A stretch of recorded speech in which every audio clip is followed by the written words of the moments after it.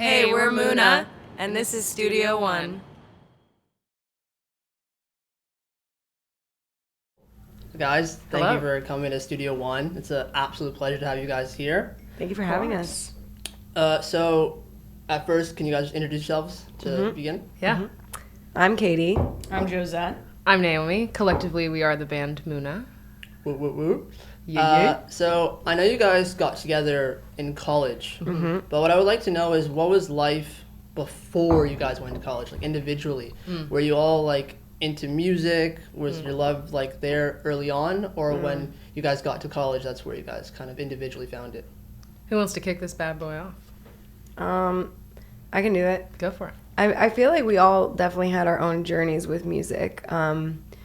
I myself, I started songwriting at a really early age, so like 10, I would say. I started on violin, and then when I started playing guitar was when I started writing songs.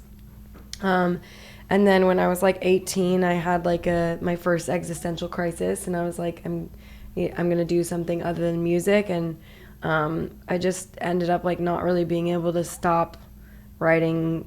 I just had to come back to it. At which point I decided to go to music school, which is where I met them. So yeah, it was always a part of my life, and I could also narrativize y'all, but I'll let you do it. You could also. I mean, Joe was in like a bunch of bands. Joe was in a bunch of bands. Guitar Hero. Yeah, it was all about guitar. No, I just from like I don't know, since I was like 9 years old or something, I like saw. I think it was like my dad would show me like these like movies like The Last Waltz and like shit like that, and I was just like, well, this is what I'm gonna do. And so I just started playing guitar, and then when I was in high school, I was in as Katie said, a bunch of bands. And then I was like, well, should I go to college? And I was like, okay. And then, It's riveting. yeah, such riveting details. Then I decided to go to USC, and that's where I met to study music. Met these interesting folks. I wasn't studying music when I went to school. My dad's a jazz drummer. He met my mom because my mom, for a time, was an upright bass player. My grandfather's a sax player. My step-grandmother taught me classical piano growing up. So I had a very, very musical family. And I think part of that sort of turned me off to going into music professionally because I just know how hard it is. Yeah. Obviously, it's different when you're playing jazz and classical music. It's a different game. But I think I was super scared of like pursuing music professionally. So I went to school for just academic stuff, and then met them, and then got roped into it all. But that's how it was meant to be. I think I was running away from it, and then it's like actually the only thing that I'm really good at. So yeah, here we are. And to add to what you're saying about going there for academic reasons, a lot of people when they start bands or go into music, they have that turning point where it's like school, or am I going to pursue music fully? Yeah. Like, how important was the idea of school, like, before you guys made the band? Were you all, like, was it, like, something you, like, getting a degree or stuff like that? Like, I mean, I think it was actually really important to all of us. Because we were funny, it's though. Such a waste of time, money, effort, parentage, resources. Because there's so many people that can't go to school. So I think we were taking our senior year of college, which was her junior year, was when we started to take the band really seriously, and at the same time we were working on our final projects, and I was writing my thesis and all this stuff, and then a year later we were fully a professional band. We did South by Southwest. She missed some school, and it was still like important to us and important to her that she graduate. So, but it's funny because we were just talking about like American universities like in the car this morning, and I feel like just the type of people that we all are, like we have certain shared values as a band, and I think we're all very hard workers, and we also like we're just the type of people that it's like we're more inclined to do things like there's a fun way to do things and there's like a meaningful way to do things, and I feel like all of us is like we were at this university, we were like we're gonna get as much out of it as we can, we're probably gonna actually do the reading most of the time. I did the reading. Yeah. Like, I feel like we're also this weird, there's something about our band that is quite academic. Like, when we first started releasing singles, we were writing our own like press releases for them, and we had kind of this contextualizing of songs where we were like, this is the framework that this fits in. There's something very academic about the beginning of this project. So I feel like there wasn't really a split for us in the same way that maybe there has been for other bands. Well, it's just also, I think for us, it's like, at least for especially the two of us, it's like an acknowledgement of our privilege. And I feel like it would just be so, like, not the kind of people that we are to, like, just, I don't know. To blow it's just, it. like, to blow it, and also to be, like, so wasteful of, like, I don't know, something about it that just feels like, not saying you need school or, like, anything like that, but because we got the opportunities that we were given, and because of, like, the time and effort that we spent, it just seems... It's just a waste. It's just a waste. Yeah. Yeah. Like, after I'm all proud that. of you for graduating, baby. Thank you, baby. Baby.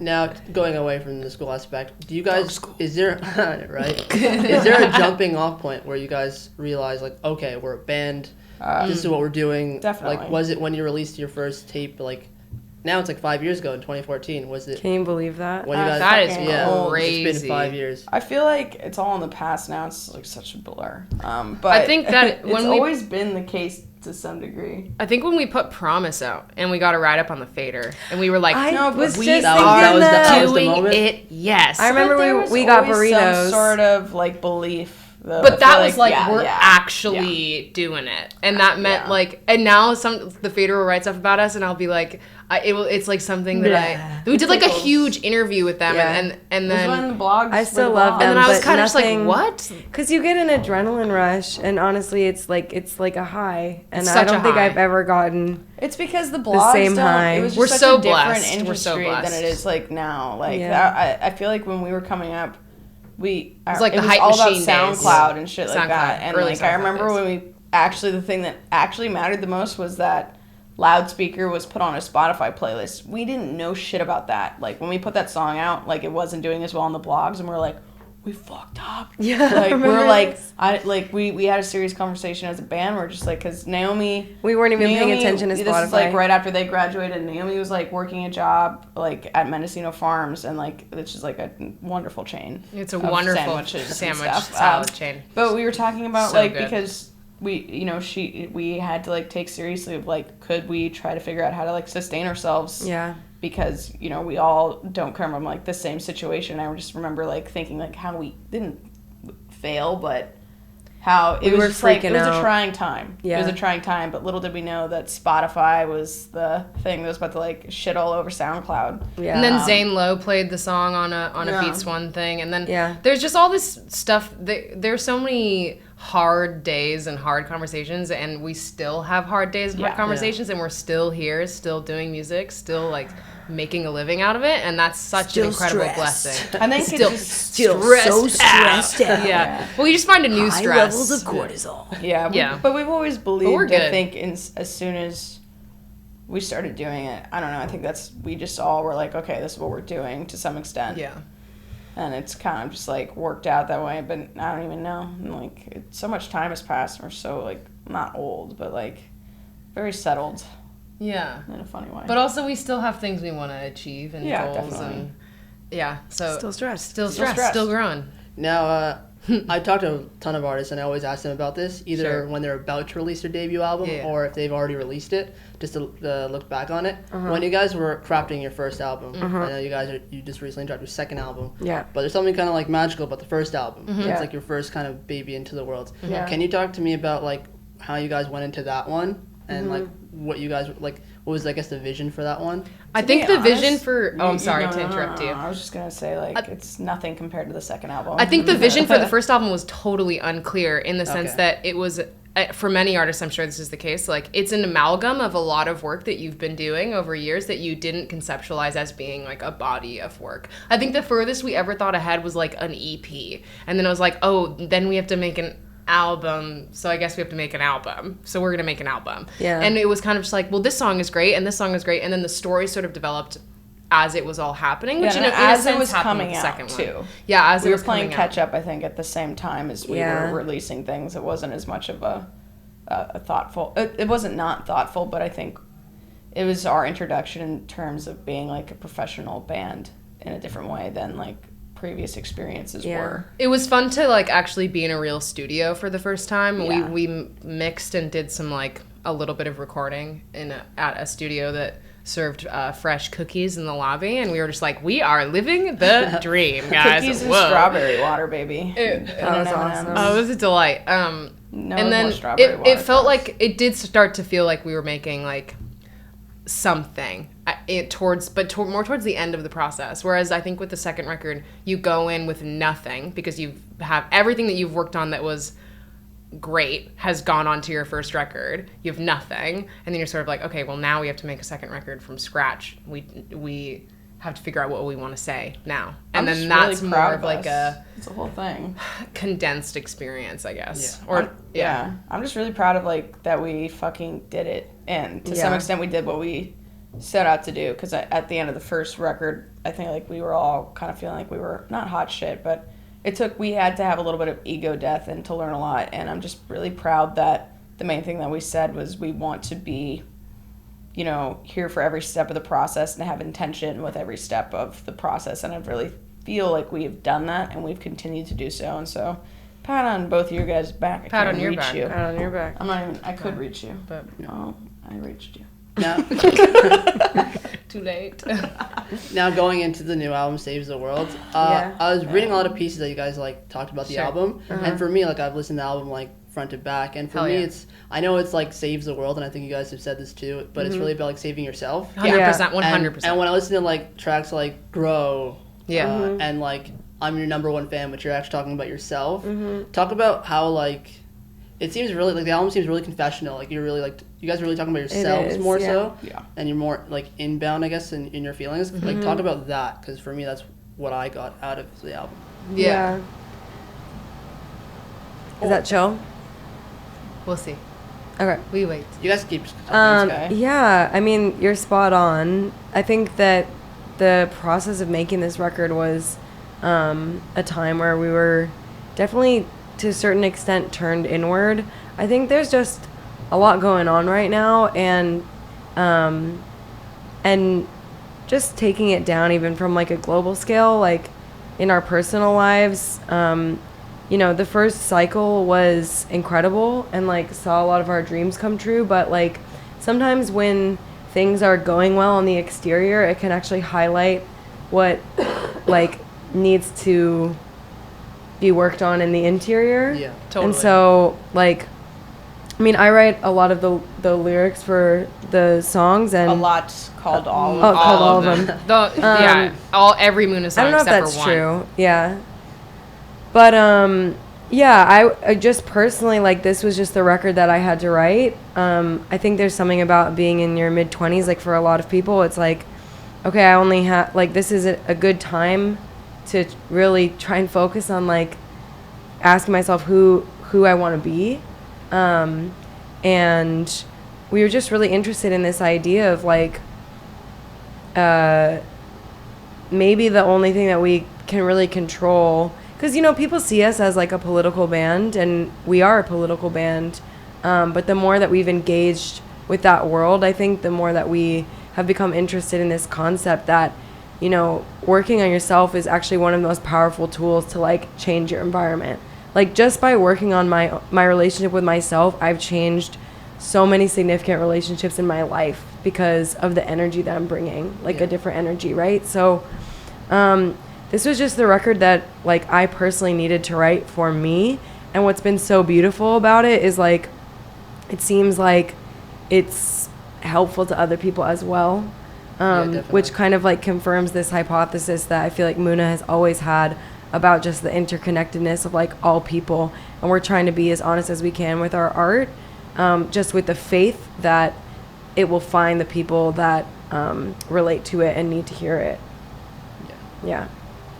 And on the album too, like I know I just talked about it briefly, but number one fan. Yeah. Talk to me about, because that must have been a fun record to create, and I feel like it's really important that, as you were talking about, like having people that like your fan base listening to that type of song, Yeah. and like bigging up yourself and being proud of yourself. Talk about that record and why you guys really like decided to create something like that. I think the song took shape over the course of like 6 months. It started as a completely different sound. Like I sent Katie kind of like a brooding emo rock beat, and then she wrote that over it, and I was like, this is genius, but I don't know what to do with this. Like I just knew that there was something in it that was it was relevant to the time that we're living in, but it also spoke to a more universal, like timeless experience, but also touching on some like modern, the ways that we communicate with each other and the ways that we interface with our reality on our phones and stuff like that. And I think what we talked about a lot was like, it was important to us that we write a record that reflected the time that we lived in, but not to the point of making it a joke, but just being just telling the truth about what it is to be alive in 2019 and be us. And that encapsulated perfectly like a certain balance between humor and a truth telling, you know, a real story. And yeah, we just had to find the beat for it. We had to like carve the beat out of the beat that I made, and it ended up, I did a remix, and then after that I had like collected some cool bass sounds, and I was like, oh, we just need to make this kind of like a 4 on the floor, just like drum and bass club just record. Like so poppy that it's almost funny. And I also feel like that song was a bit of like a pot of gold at the end of the rainbow Totally for us, because I feel like this record has certain moments on it that are like just a lot sillier and have more levity than like the first record, even though there's also some really dark moments on this record. But it's like that is the joy out of like committing to the journey of like looking at yourself and like sitting with uncomfortable feelings, is that like you just get this whole range. Like once you've gone through that, you get this whole range of experiences, and some of it is just like, let's just like be kind of silly about this. I was also thinking about Number One Fan like yesterday a bit, because I do think we wrote it. It's relevant that we wrote it after having this experience of like putting out a record and like going on tour and like having some experience of having fans. But what's interesting in this day and age is that like anybody, like you know what it's like to like be on social media and have like external validation from somebody, whether it's like a friend or somebody you don't know saying like, I read this piece, and like we all have like kind of fans in this day and age, and it's very seductive to start relying on other people to tell you that you're good enough, you know? So it's like, no matter what, if you're a person like with the career that we have or whatever you're doing, it's like just a good reminder that the source has to come from within you. The calls must come from inside the house. It's funny though, like putting this out and like the problems never go away. If anything, like putting this out, I feel like makes the problems bigger. Yeah, I mean, like for us as individuals, I think it's just draws interesting. attention to them. Draws attention to it, and it's like, okay, so I forget it every day, which is why I'm glad we wrote the song. Yeah, because I'm like, On that note, like one of the records is gonna be okay. Like, that's like to the point. You know, like I think there's a realization about all the things that it comes from within, but it's going to be one of those things where it's like an everyday thing. Absolutely. And so that's a good way of putting that too. So real. And also like it's going to be okay is such a, I was talking with our guitar tech and the guy who runs tracks for us, his name is Ivan. He was talking about the song. He was like, it's not like you're saying it's going to be amazing or it's going to be great or it's going to be awful. Thank God. It's just going to be okay. Yeah. You're going to get through it. It is. Like, it's been okay up until this point. If it's not bad or amazing, it's at the very least, hopefully, okay. Yeah. And that's like, I think it's kind of a good standard.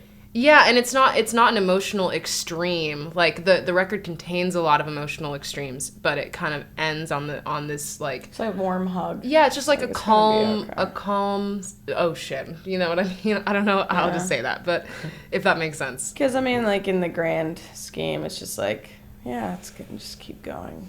Because I mean, like I think the commotion. You're chugging through, man. It's life. That's real, and I think there's an honesty to the record, and I think that's why I would tell this to my friends all the time. Like the reason why we become fans of artists is because we feel like we can like connect. Yeah, and totally. It's relatable. Yeah, and there's honesty to it. Yeah. And like on this record too, like how has it been like performing these records on tour? Like, and like singing these songs? Like how's it been, this experience? It's been energizing. Yeah. It's been really interesting. Like, I don't know if y'all feel this way, but like in the past, like performing used to exhaust me a lot more than it does now. I think I wasn't aware of it, but like there was more performing in in the past. Like I felt like I had to like be a certain way, and like I'm so grateful for how honest these songs are, because I don't know, it just feels like It's more connecting. Yeah, I feel like we're connecting, and that's really energizing. Like, I feel like we finish a show, and I'm like, I could do another show. There's just no facade left. Yeah. I feel like we just don't have we don't have the energy to to do it. But then it also, that has facilitated us stepping into our roles as who we are in the band. Like, I feel like Katie has stepped into her role as the front woman of this band in a way that people have a really strong reaction to, and I think that's really cool to watch as someone who's just like playing guitar and playing synths. It's cool to watch people freak out, like, and the way that you can like look at people and talk to them with the music, and they're feeling it, and we're all kind of like vibing off of each other in a really cool way. Yeah, and energizing is a great word to use. Now, talking about the tour, like how's the rest of the year looking for you guys, like in terms of the tour? And I know you guys are, I think you announced like the UK shows, with 1975 and stuff like that. We've been blessed to be able to open for the 1975 two dates. What is it, November 16th and 17th, I think, in Camden, New Jersey, which is essentially Philly, but which is I'm so fucking stoked for. They're some of our heroes, and I think it's just a really cool experience. Also, like we've never played like an arena before. So we're just that's so crazy. That's gonna be our first arena. Yeah, so that's cool. super sick. Feel very blessed, and then we get to do this UK run, which is just the most humbling thing. Yeah, for some reason, like we've always like that's where our second home has kind of been in terms of like releasing music. Like people in London have always come out for us and have supported us from like even when we first did these like EPs 1,000 years ago. Yeah. So it's just cool to be able to like actually go tour around there. It's the first time we've ever gotten to do that. Oh my gosh, I hope we get to meet Gold Flake Paint. Oh man, I hope so cool. too. I mean, people have been bugging us like on socials for years. They're like, "Why do you just play London? Come to Manchester." And now it's like, "Well, finally we're coming to Manchester, so get tickets, please, sir Get tickets, and ma'am." please, sir and ma'am. Yeah, that's what our year's looking like, and hopefully, growing more and maybe doing more writing, or maybe we're just trying to, live our best lives and do the best that we can. I'm gonna go back to LA Hopefully and drink some napping. juice. Yeah, drink some juice. Drink some green juice. Take some turmeric and ginger shots. Go to our yoga classes. Go to our yoga. Yeah.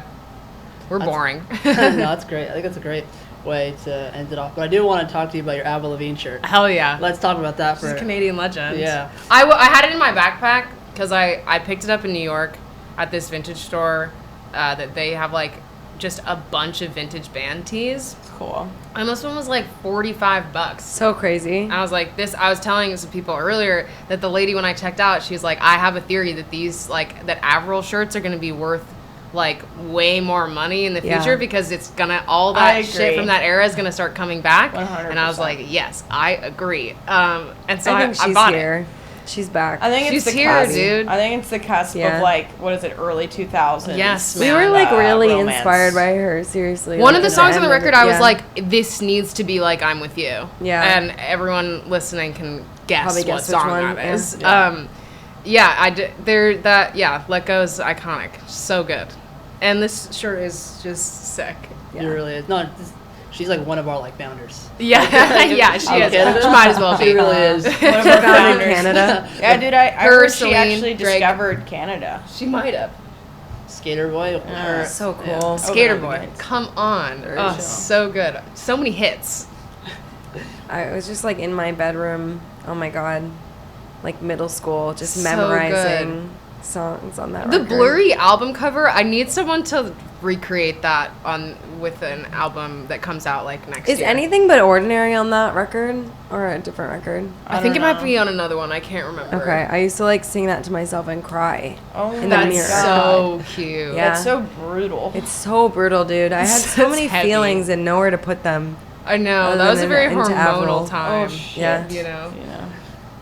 It must be surreal though, just like to wear like an Avril Lavigne shirt, but then like to have fans wearing your merch. You know what I mean? It's a trip. Like, that Yeah, must it's be, a like- trip. I hope to make as fire merch as Avril did, so that people can be flexing it in 10 years and feel really But that's cool. what will happen with you too, dude. Like it's like as soon as you just like put something into the universe and like be like, this is a thing now. Yeah. Then it's just like quantum leap. Quantum leaps. You experience the quantum energy. You definitely do. Yeah. Yes. We're going quantum. We're gonna go quantum. Very chill.